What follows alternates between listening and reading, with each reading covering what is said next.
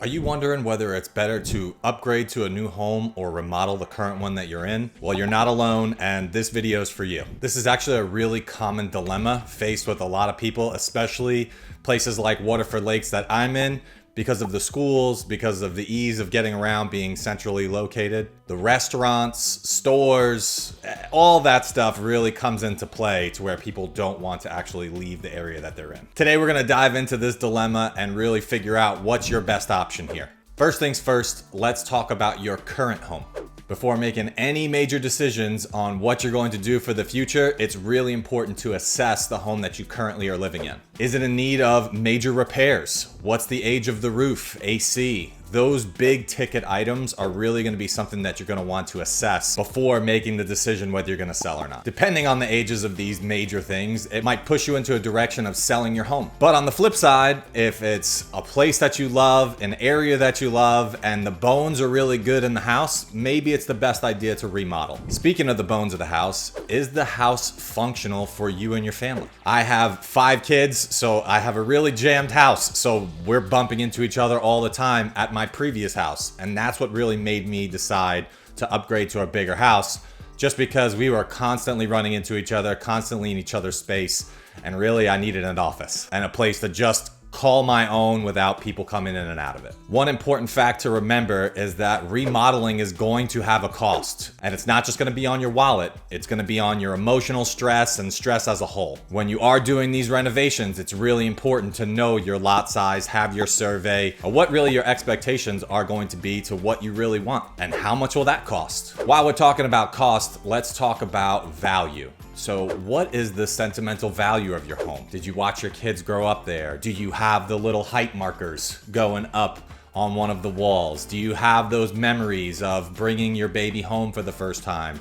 Or maybe just celebrating events, doing those kind of things. Those are all gonna carry a certain sentimental value, and it's important to know that you will have that emotional attachment to your home. It's only natural. Now let's get into the numbers. Let's compare the cost of upgrading to a new home compared to remodeling. Now, when we're doing this, it's important to remember what could be the cost and then what are the actual costs. So in other words, what is the hidden cost or hidden costs that could be associated with you opening walls or doing those kind of major renovations. Things like plumbing, electric. You're gonna uncover some things that might not be acceptable for you as a homeowner to where you're going to have to upgrade. Those hidden costs can really add up. On the other hand, moving does create a lot of costs. You have to pack up everything, so if making sure that you have boxes and the storage for it, then actually moving. So if you're not moving it yourself, because I know me personally, I don't move my house by myself. So the costs of having a moving crew come in, going to the next place, cleaning the next place before you get in, any repairs or upgrades you want to make on the next place. These are all costs. Now, since we're talking about costs, we want to talk about ROI, return on investment. Will the money that you put into the home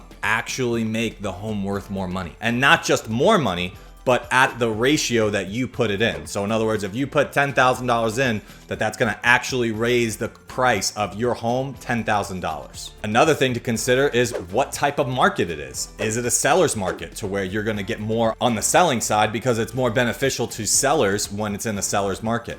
Or are you in a buyer's market to where you're gonna have a better negotiation power when you're talking about getting into your next place? If you're upgrading, it's probably better to be in a buyer's market.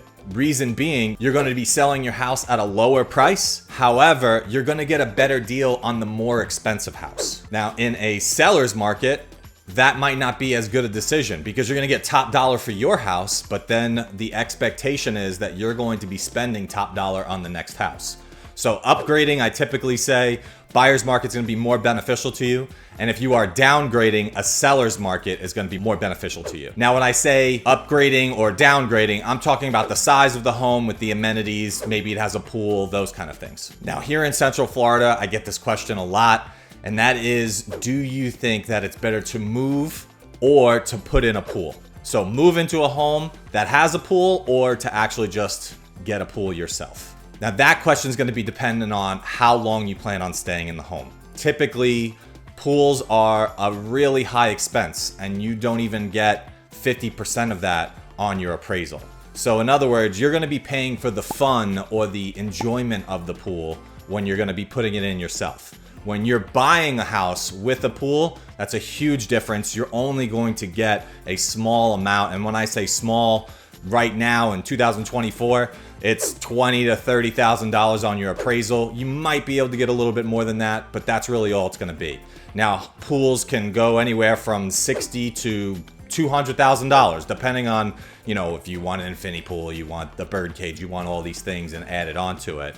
But it's just something to make sure that it's just like a car. When you improve a car and really upgrade the car, there's only so much of that money that you actually get back in the value of that car. The same thing goes for housing. So let's sum it up. Upgrading your home gives you a real good opportunity to either explore a new area, get some different space, get a different layout, and possibly even get a pool. Those things would probably make you go in the direction of getting a new home. On the other hand, remodeling does keep you in a familiar area. You have all these things that you truly love, memories, those kind of things, and it's really important for you to keep on to that. Then I would say renovate your home. All right, so you've gotten an idea as far as what you want to do or not want to do. Now the next step is really to talk to your local realtor. Find out exactly what the house is going to be worth.